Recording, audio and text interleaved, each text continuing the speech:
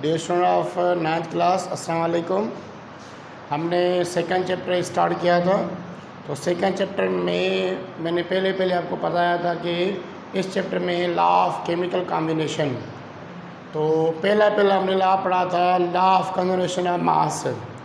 अभी क्या हो रहा था कि लॉ ऑफ कंजर्वेशन ऑफ मास को वेरीफाई करने में या उनको एक्सपेरिमेंट बेस पर ये प्रूफ करने में कि ये जो उसने लॉ दिया है कि ये करेक्ट है, या रिएक्शन के ड्यूरिंग जो है हमारा मास पीरियोडिक साइड कम हो रहा था या ज़्यादा हो रहा था, उसको परफॉर्म करने के लिहाज से एक साइंटिस्ट था जिसको कहते हैं, जिसने क्या दिया, एक एक्सपेरिमेंट दिया, लैंडोल्ड एक्सपेरिमेंट।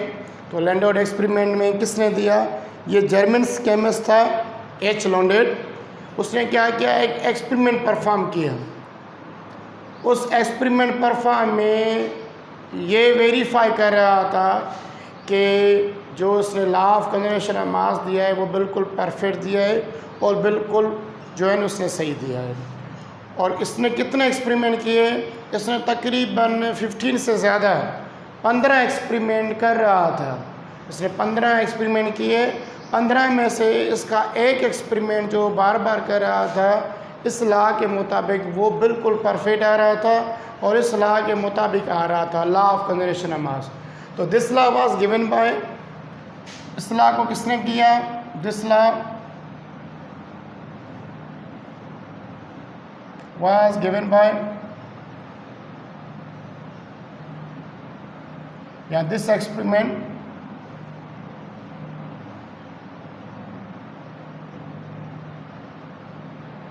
was performed by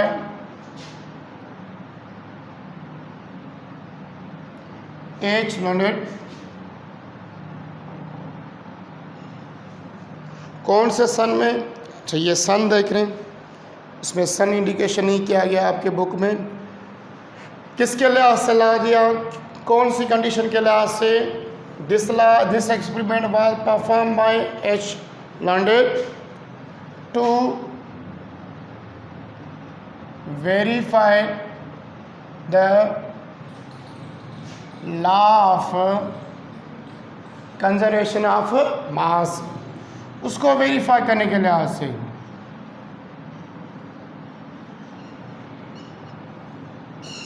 और आपको पता है कि law of conservation of mass किसे कहते हैं? Initial mass of reactant is always equal to the final mass of product during the chemical reaction. तो उसको उस लॉ को वेरीफाई करने में या चेकआउट करने में इसने एक्सपेरिमेंट परफॉर्म किया। उस एक्सपेरिमेंट का लैंडोल्ड एक्सपेरिमेंट नेम इसने रखा। अच्छा, इसने कितने एक्सपेरिमेंट किए? इसने अबाउट 15 एक्सपेरिमेंट किए।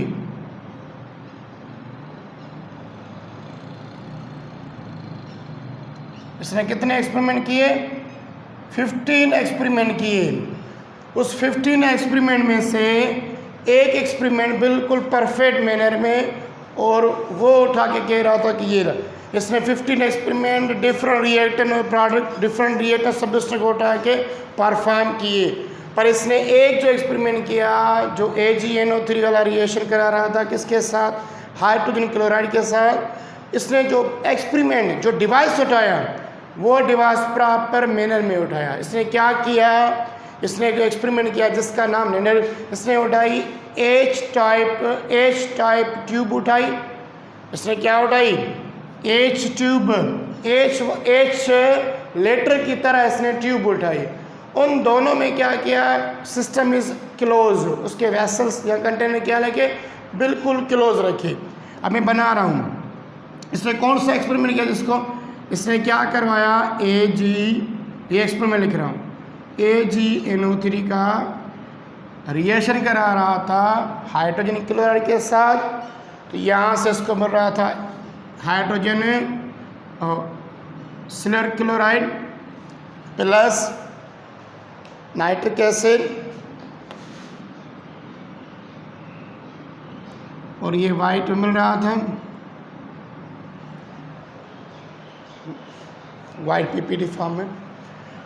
अच्छा, ये इसने रिएक्शन करवाया। इस रिएक्शन में ये प्रॉपर इनके मास उठा रहा था, पर जो परफॉर्म कर रहा था, जो ट्यूब थी, उस पर सारा फोकस कर रहा था। इसने क्या किया, एच ट्यूब जो उसने अपना एक्सपेरिमेंट परफॉर्म किया, उसने क्या किया, एक एच वाली लेटर की तरह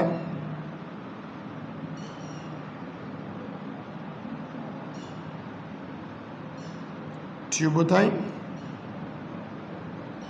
ऐसे, ठीक है, और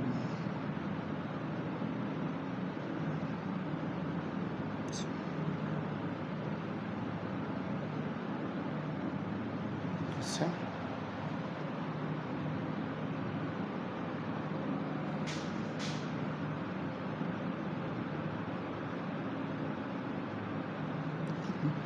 एच टाइप की तरह इसने क्या उठाया, वेसल्स या वो कंटेनर उठाया जो किस टाइप था, एच ट्यूब की तरह था। किस टाइप का था, एच लेटर की तरह था। माना इसने कौन सी ट्यूब उठाई, एच ट्यूब, एच की तरह। क्या कर रहा था, इसको दो पार्ट में डिवाइड किया, एक किया ए पार्ट में, दूसरा किया इसको बी पार्ट में। ऐसे एक वाले जो वेसल्स यहाँ से, इसको कहा कि ए और इसको कहा क्या, ये बी है। अभी क्या कर रहा था, पहले उसको वेट कर रहा था, क्योंकि ये सारा जो हम पढ़े law of conservation of mass, ये गेम है किसका, मास का। ये किसका गेम है कि रिएक्टेंट का मास बराबर आता है ऑलवेज प्रोडक्ट के मास के बराबर। तो क्या कर रहा था, ये साइंटिस्ट क्या कर रहा था, ए ट्यूब में, क्या ए ट्यूब में फिल कर रहा था या पुट कर रहा था AgNO3। इसके अंदर क्या पुट कर रहा था, AgNO3। और इस ट्यूब में, ये वाले वेसल के ट्यूब में, इससे पुट कर रहा था हाइड्रोजन क्लोराइड। ऐसे और दोनों का मास मेजरमेंट कर रहा था।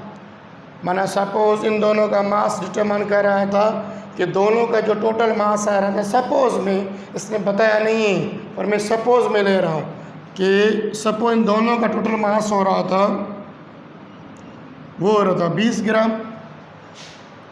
माने इन दोनों का मास, इन दोनों को वेट कर रहा था, ये ट्यूब उठा के वेट कर रहा था, तो इसका भी आ रहा था 5 ग्राम, इसका भी 5 ग्राम, तो टोटल जो आ रहा था 10 ग्राम आ रहा था। अभी क्या कर रहा था, जाहिर बात है जब इनका रिएक्शन तभी पॉसिबल होगा जब ये दोनों आपस में क्या होंगे, मिक्स होंगे। ये अलग है, ये अलग है, तो इन दोनों को मिक्स करने के लिए क्या किया, इसने इस ट्यूब को हिलाया, ऐसे शेक किया। शेक करने के बाद दोनों सब्सटेंस या दोनों कंपाउंड, कौन से, AgNO3, इस ट्यूब को ऐसे हिला रहा था। हिलाने के बाद क्या हो रहा था, ये भी स्पेस खाली थी, ये दोनों आपस में क्या हो रहे थे, मिक्स हो रहे थे। मिक्स होने के बाद ये दोनों आपस में, दोनों कौन से, AgNO3 रिएक्शन कर रहे थे। रिएक्शन करने के बाद जो फाइनली, ठीक है, ये तो रिएक्टेंट, फाइनली क्या कर रहा था, ये चेक कर रहा था जो प्रोडक्ट, क्योंकि इनको पता कैसे चल रहा था, आपको पता है कि रिएक्टेंट का हमें पता चलता है जब उनका कलर चेंज हो जाता है। क्या चेंज हो जाता है, कलर चेंज हो जाता है। अभी देख रहा था कि यहाँ पे एक कंपाउंड बना था AgCl और दूसरा नाइट्रिक एसिड HNO3, और ये हमें मिल रहा था वाइट PPT। मतलब वाइट PPT कहते हैं, ये प्रेसिपिटेट बना रहा था, ऊपर ये सम पार्टिकल्स अंदर इसके शो हो रहे थे। जब देख रहा था कि इसका है 10 ग्राम AgNO3 और हाइड्रोजन क्लोराइड, जब इसको रिएक्शन कराने के बाद जब इनका कलर चेंज हो रहा था, इसका वाइट कलर हो गया था, इधर इस साइड ये नाइट्रिक एसिड पानी की फॉर्म में मिल रहा था, एक्वा फेस में मिल रहा था। तो यहाँ पे देख रहा था कि इसका भी मास है, क्योंकि ये क्या है, ये रिएक्टेंट सब्सटेंस है, ये हमें क्या मिला, ये प्रोडक्ट सब्सटेंस है। ये लॉन्डोड क्या कर रहा था, देख रहा था कि जब मैंने इन दोनों का रिएक्शन करवाया, मैंने वेट काउंट किया, वेट काउंट करने के बाद जब ये प्रोडक्ट में चेंज हो रहा था, हिलाने के बाद उनका भी मास क्या हो रहा था, सेम हो रहा था। कितना हो रहा था, 10 ग्राम ही हो रहा था। देखो इन दोनों का भी क्या हो रहा था 10 ग्राम। पहले जो इसने यूज़ किया, अच्छा सॉरी ये 10 ग्राम, जब ये चेक कर रहा था कि इनका मास जो फाइज का वो बराबर आ रहा था, जो प्रोडक्ट में चेंज हो रहा था तो वो भी आ रहा था क्या 10 ग्राम। तो इससे इसने कहा कि जो law of conservation of mass ल्यूरिस ने दिया है वो बिल्कुल परफेक्ट है, क्योंकि इसने किलोज ट्यूब एच ट्यूब की तरह इसने ट्यूब उठा के ये एक्सपेरिमेंट परफॉर्म किया। इस एक्सपेरिमेंट को कहते हैं, इसने बाद में नेम लिखा गया लैंडोल एक्सपेरिमेंट। इस रिएक्शन का या इस एक्सपेरिमेंट का नाम है लैंडोल एक्सपेरिमेंट। इसने क्या किस लिहाज से ये किया, to verify the law of conservation of mass. ये देख रहा था इन दोनों का मास, हमें पता है law of conservation of mass, इन दोनों का मास AgNO3 का मास AgNO3 प्लस हाइड्रोजन क्लोराइड, ये हो गया रिएक्टेंट सब्सटेंस से। प्रोडक्ट क्या मिला था AgCl एंड नाइट्रिक एसिड। जब देख रहा ये हो गया प्रोडक्ट सब्सटेंस है। जब ये एक्सपेरिमेंट परफॉर्म कर रहा था इन दोनों के मास, इसका मास बराबर रहा था मास ऑफ प्रोडक्ट का, माना रिएक्टेंट का मास बराबर रहा था किसके प्रोडक्ट के मास। इसने कंडीशन दी, कंडीशन ये दी कि हमेशा जो आपको सिस्टम रखना है या जो कंटेनर इस्तेमाल करना है ड्यूरिंग एक्सपेरिमेंट वो होना चाहिए क्या क्लोज्ड। इसने ये बात परफेक्टली बताई कि आप जो सिस्टम उठाओगे वो सिस्टम कौन सा उठाओगे, क्लोज सिस्टम उठाओगे, वरना जो क्या होगा मास क्या होगा वो आगे पीछे हो सकता है। क्योंकि रिएक्टर में क्या बनती है, रिएक्टर में बनती है गैसेस, रिएक्टर में क्या बनते हैं, रिएक्टर में लिक्विड बनते हैं, लिक्विड में क्या और क्या बनते हैं water in the steam form. और आपको पता है कि रिएक्टर के दो टाइप होते हैं, एक्सो और एंडो। तो जारी बात हीट रिलीज होती है, कभी हीट रिलीज होती है in the form of vapour form में भी रिलीज होती है। तो ये इसका एक्सपेरिमेंट था, किसका लैंडोल एक्सपेरिमेंट। अच्छा इसने तो ये परफॉर्म कर लिया, क्या परफॉर्म किया इसने, मेन कैलकुलेशन क्या किया है इसने, मेन कैलकुलेशन ये किया कि total mass of reactant substance is always equal to the total mass of product substance, जो आपको मैं पहले बता चुका हूँ। इसने सिर्फ ये एक्सपेरिमेंट परफॉर्म किया। अगर ये पेपर में आ रहा है तो आप क्या करोगे, ये लाइन लिख के इसको थोड़ा अपने वर्ड्स में डिफाइन करोगे। He take the H type tube given 2 parts A और B, इसके 2 पार्ट्स के, इसको वेसल का नाम दिया है। Fill the A vessels AgNO3 and B vessels hydrogen chloride and shake it. After calculating their weights, then it's changing the product after shaking. He saw that both mass are equal. Here is a 10 gram, is also 10 gram. इसने ये experiment perform किया। अभी ये तो experiment perform हो गया। अभी बड़ा दूसरा साइंटिस्ट था जो फिजिक्स वाला था, उसने कहा कि अगर किसी का मास चेंज हो रहा है, किसी का मास चेंज हो रहा है या तब्दील हो रहा है, वो सिर्फ एक ही कंडीशन में, सिर्फ एक ही कंडीशन में, वो कंडीशन होगी एनर्जी वाली। दूसरा एक बड़ा साइंटिस्ट आपने सुना होगा एल्बर्ट आइंस्टाइन। तो एल्बर्ट आइंस्टाइन ने कहा कि मास की कंडीशन है सिर्फ वहाँ पे चेंज हो सकती है जहाँ पे अगर कोई भी मास वाली चीज़ क्या दे रही है, हमें एनर्जी दे रही है। तो दूसरा एक्सपेरिमेंट लॉ ऑफ कंजर्वेशन को वेरीफाई करने के लिहाज से किसने दिया या किसने कहा कि लॉ ऑफ कंजर्वेशन को, वो दिया था एल्बर्ट आइंस्टाइन ने। एल्बर्ट आइंस्टाइन ने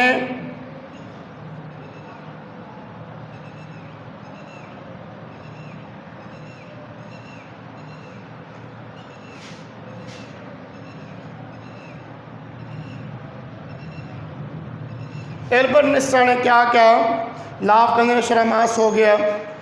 लॉ ऑफ कंजर्वेशन ऑफ मास में क्या हो गया कि रिएक्टेंट सब्सटेंस प्रोडक्ट में चेंज हो रहा है तो दोनों का मास बराबर होगा। पर एल्बर्ट आइंस्टाइन ने ये कहा कि अगर किसी रिएक्शन में मास चेंज हो रहा है उसका रीज़न ये है कि वो मास चेंज हो रहा है एनर्जी फॉर्म में। किस फॉर्म में? इसने एक रिलेशन बताया। रिलेशन किसका बताया कि अगर ये कौन से he gave the relationship between mass and energy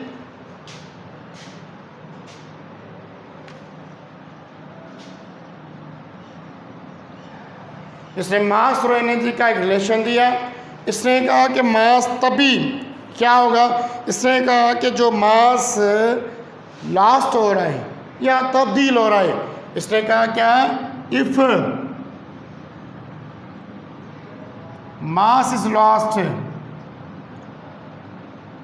इसने कहा कि अगर वो मास लास्ट हो रहा है या मास ख़त्म हो रहा है या मास कम हो रहा है, वो किस वजह से हो रहा है, because this mass is change into energy. वो मास चेंज हो रहा है किसमें, एनर्जी में। अच्छा, ये किस तरीके से इसने दिया, इसने जैसे मैं आपको एग्जांपल दे रहा हूँ,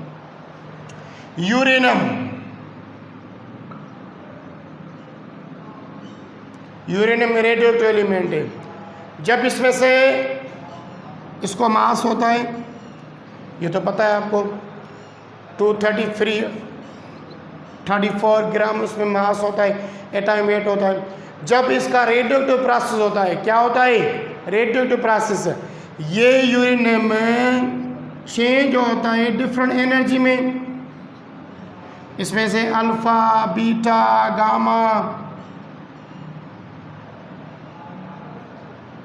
गामा रेज होते हैं। देखो ये मास तब्दील हो रहा है, इसमें न्यूट्रॉन में से, इसके न्यूक्लियस में से बम्बार्डमेंट हो रही है, एमिशन ऑफ रेडिएशन हो रही है। ये मास इसका चेंज हो रहा है रेडिएशन में, एज वेल एज अदर जो इसके रेडियो एक्टिव आइसोटोप बनते हैं वो इस तरह से बनते हैं। तो इसने कहा कि अगर यूरेनियम मास जो तब्दील हो रहा है किसमें, एनर्जी फॉर्म में, इसका मास लॉस नहीं हुआ, पर ये मास चेंज किस में हुआ है, एनर्जी में तब्दील हुआ है।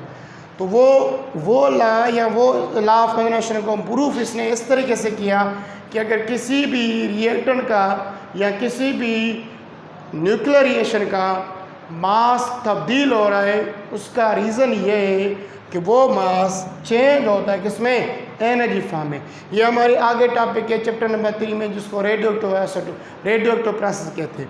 हम आप सिंपल यहाँ पे जो रिलेशन दिया है वो मैं समझा रहा हूँ। रिलेशन क्या था, इसने क्या दिया था, इसने ये कहा था कि अगर आप यूरेनियम या किसी भी रेडियो एक्टिव को उठा रहे हो, उसका न्यूक्लियर रिएक्शन करा रहे हो, क्या करा रहे हो, न्यूक्लियर रिएक्शन, वो उसमें जो आपने मास यूज़ किया है, वो मास अगर दूसरी साइड या उसका जो नेट रिजल्ट मिल रहा है तब्दील आ रहा है, तब्दील सिर्फ इस वजह से आ रहा है क्योंकि वो मास चेंज हो रहा है किसमें, एनर्जी फॉर्म में।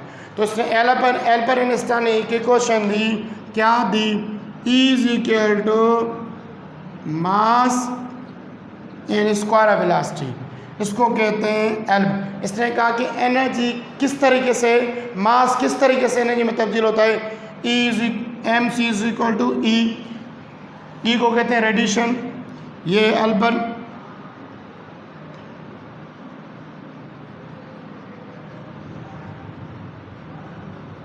इसने ये कहा कि जो भी मास तब्दील होता है एनर्जी में, इस इक्वेशन की कंडीशन के लिहाज से, E is a energy, M is a mass, C is a velocity, C is a velocity। अब ये E किससे ली गई है, ये ली गई है H म्यू से, H mu, H is a plus constant and mu is a wavelength को या इसको MC स्क्वायर, सेम बात आ गई। इसने एक रिलेशनशिप दिया, वो रिलेशनशिप किसको एक्सप्लेन कर रहा था, वो रिलेशनशिप एक्सप्लेन कर रहा था कि कोई भी मास वाली चीज़ चेंज होती है एनर्जी में इस फार्मूले के मुताबिक, किस फार्मूले के मुताबिक, अगर ये यूरेनियम एनर्जी और कुछ अदर रेडियो एक्टिव एलिमेंट में चेंज हो रहा है, उनका रीज़न या उनकी इक्वेशन क्या है, ये energy is done with respect to mass and velocity of that, velocity के लिहाज से।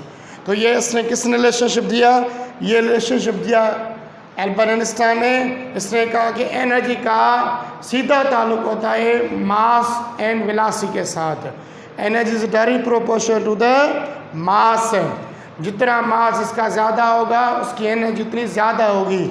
अब मैं एग्जांपल दे रहा हूँ, आप वुड है ना, वुड को बर्न करते हो, ये छोटा सा एग्जांपल दे रहा हूँ, जितना वुड आप बड़ा उठाओगे आपको हीट उतनी ज़्यादा मिलेगी ना। अगर वुड का आप छोटा सा पीस उठा रहे हो, उसको बर्न कर रहे हो, तो आपको हीट भी उस तरीके से मिलेगी। ये मैंने जनरल एग्जांपल दिया है। तो जाहिर बात है अगर रेडियो एक्टिव एलिमेंट का जितना मास ज़्यादा होगा उसमें से एनर्जी क्या मिलेगी, उतनी ज़्यादा मिलेगी। तो ये इस तरीके से E = mc²। सी इसका शो करता है इनकी वेलोसिटी, वो इतनी तेज़ी से फैलेगा उस वेलोसिटी के लिहाज से। जैसे मैंने एग्जांपल दिया जनरल, जितना वुड का पीस बड़ा उठाओगे उसको बर्न करोगे, हीट की अमाउंट उतनी ज़्यादा होगी।